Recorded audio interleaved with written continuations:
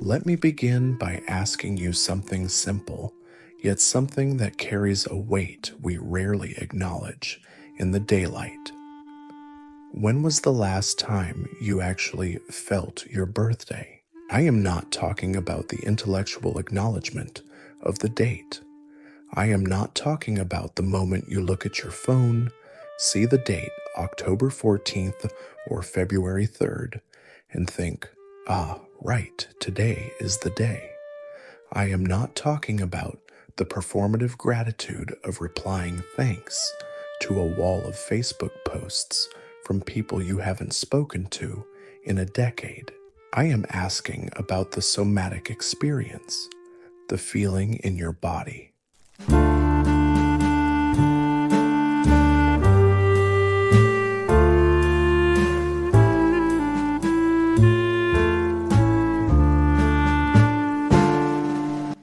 Do you remember what it felt like when you were 7 years old?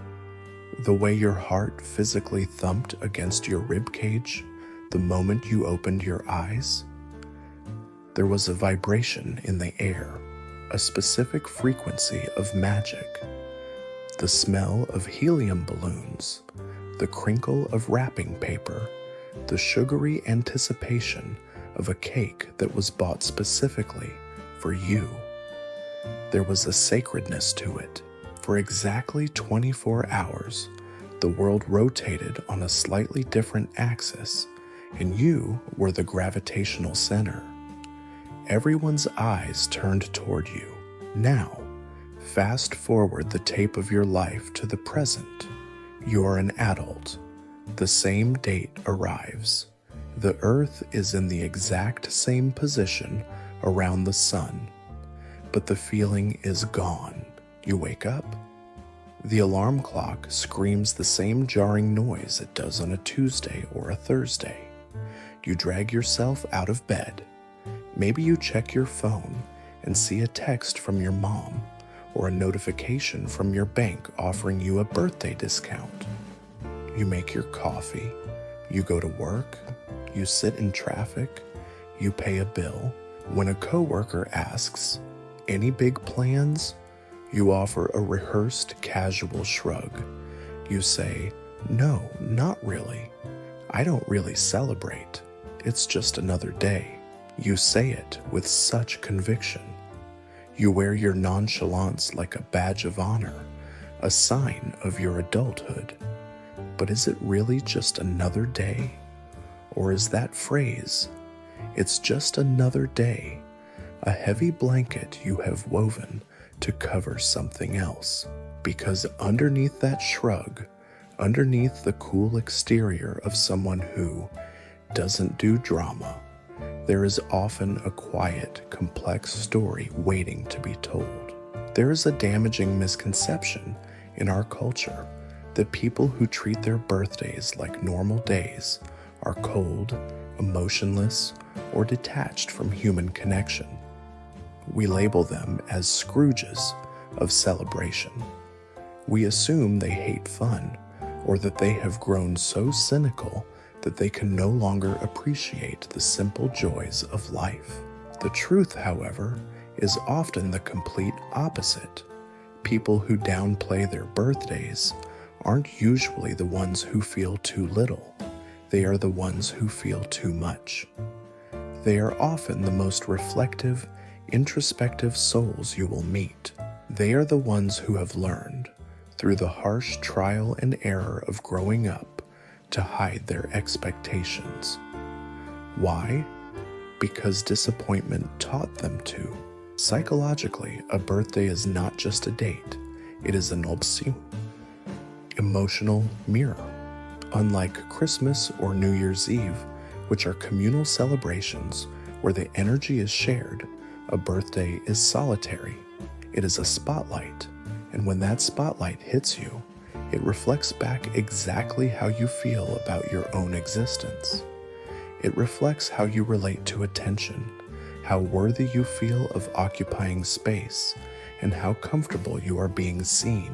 When someone looks you in the eye and says, "I don't care about my birthday," they are speaking a coded language. Sometimes they are saying, I have done the work, I am internally validated, I don't need a party to know I matter. But other times, and perhaps more often than we'd like to admit, they are saying, I stopped expecting anything because expecting things hurts. There is a profound difference between genuine maturity and emotional withdrawal. Maturity is peace, withdrawal is a fortress, and birthdays have a strange, unparalleled way of revealing which one we have leaned into. Let's dig deeper into the mechanics of this withdrawal. Some people genuinely grow out of birthday excitement. They find their meaning in the quiet rhythm of ordinary days, believing that joy shouldn't be confined to a calendar date. They have learned that life itself is the celebration, but for many others, the story is darker and more complicated. For them, the approach of their birthday brings a subtle, creeping anxiety. It isn't a fear of aging. It isn't about wrinkles or gray hair. It is an anxiety of memory. Maybe birthdays remind them of a year when they sat by the phone waiting for a call that never came. Maybe they remind them of a party where fewer people showed up than invited. Maybe they remind them of childhoods where they felt forgotten, or times when they cared too much and were crushed by the indifference of others. The human brain is an adaptation machine. When you touch a hot stove, your brain learns, never touch that again. When you hope for a magical birthday and receive silence, your brain learns, never hope that loud again. So, you adapt. You develop a strategy. Instead of saying, I hope someone makes me feel special, you preemptively declare, it's just another day. This is what psychologists call emotional self-protection. It is a defense mechanism. By lowering the bar to the floor, you ensure you can never trip over it. You reduce anticipation to zero so that disappointment also remains at zero. You teach yourself to mute your own desires. And while that sounds tragic, it is actually a form of functional emotional intelligence. Your brain is prioritizing your stability. It is choosing safety over the potential for joy, because in your internal calculation, the risk of pain is too high. But here is the cruel twist of this strategy. Over time, that same self-protection quietly dulls your life. The heart that shields itself from disappointment also shields itself from delight. You start walking through your own life like a polite guest at someone else's party, observant, well-behaved, but fundamentally distant. You are safe, yes. But are you alive? We have all met this person. Maybe we are this person. The one who smiles breezily and says, oh, please, no gifts, no dinner, I hate the fuss. But then the day comes, and as the hours tick by, there is a mental tally happening in the background. They are quietly replaying the day in their mind. They are noticing, my best friend didn't post a story about me. My partner didn't write a card. They just said, happy birthday over coffee. My phone is quieter than last year. We all do it. Even the ones who claim to be above it, because caring is human. Being affected by the attention of our tribe is wired into our biology. Even pretending not to care is a form of caring. It is just caring inverted, compressed, and hidden under a shell of composure. Psychologists refer to this dynamic as avoidant validation behavior. It is a complex psychological knot. It is when you convince yourself you don't need recognition because a fragile part of you is terrified of needing it and not getting it. This behavior is common in people who grew up learning that their emotional needs were inconvenient. Perhaps they had parents who were emotionally unavailable, or they were the easy child who never caused trouble. They learned that it was safer to need nothing than to ask and be rejected. So, the "I don't care about my birthday" stance becomes a test. A silent, unfair test that the people around you don't even know they are taking. You push the celebration away, secretly hoping someone loves you enough to push back. You build a wall, hoping someone cares enough to climb it. But when they listen to you, when they respect your wish for no fuss, you feel a hollow ache. You feel confirmed in your suspicion that you don't matter, even though you were the one who orchestrated the silence.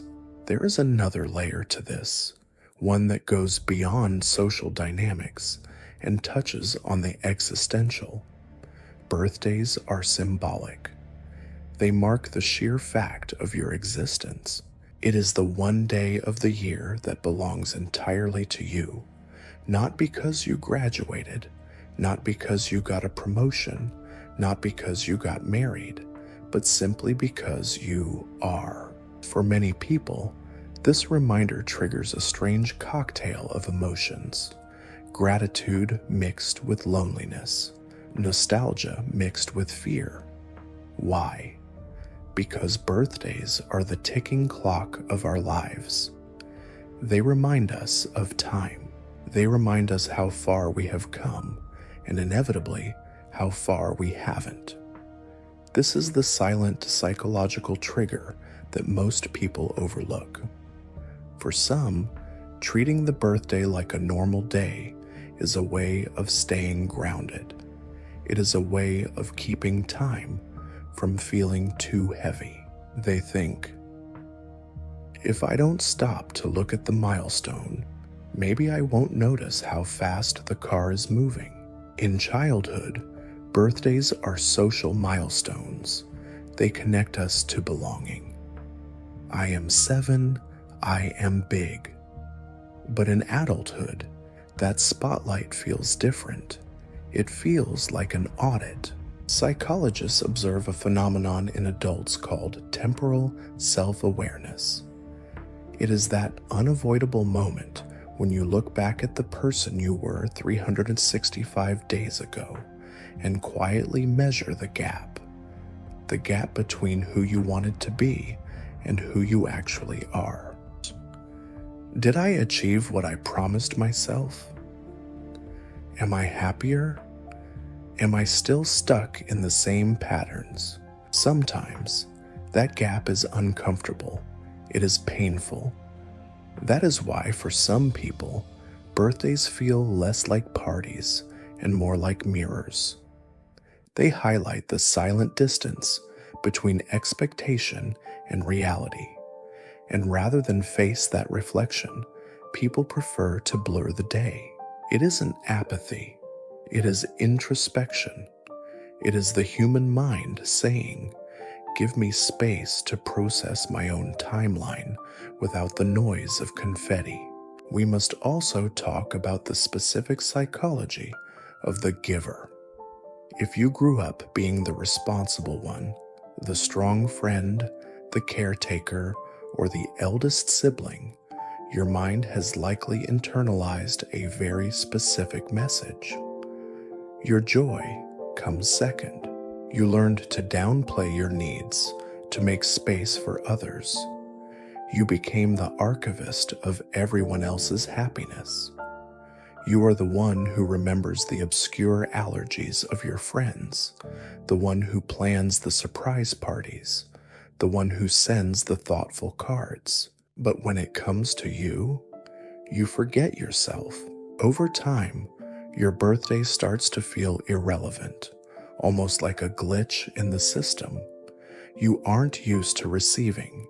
In fact, receiving makes you physically uncomfortable. If someone tries to celebrate you, You feel awkward. You feel guilty. You feel like you are taking up too much space. This discomfort isn't humility, though we often label it as such. It is emotional fatigue. Deep down, even the strongest givers crave to be seen. But they don't want the loud, performative attention of a crowd.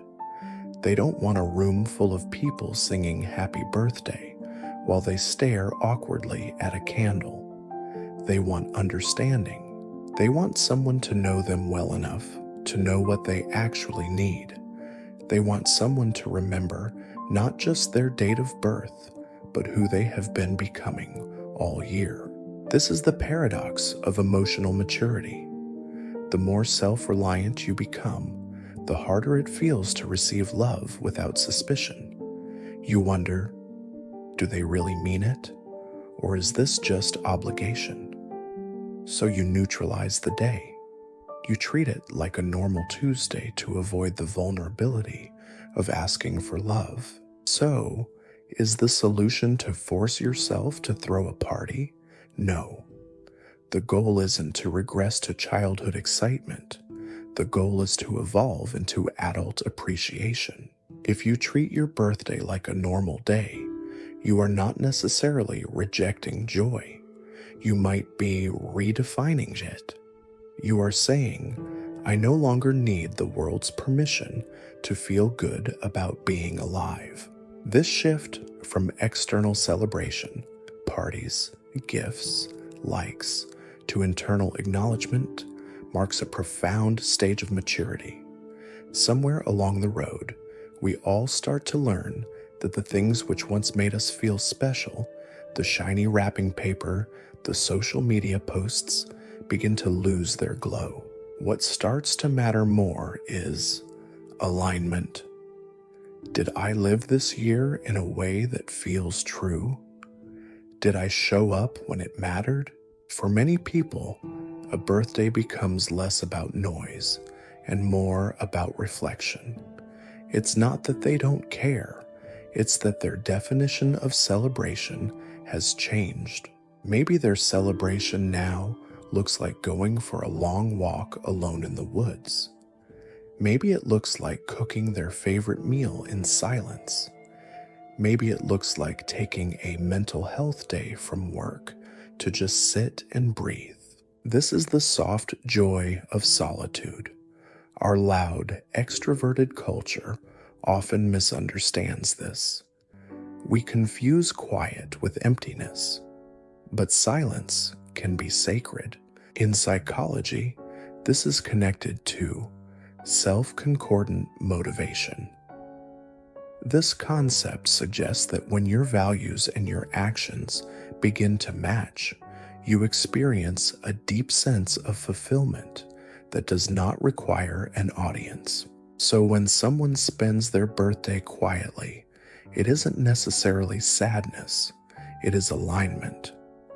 They have replaced the sugar rush of attention with the protein of self-trust.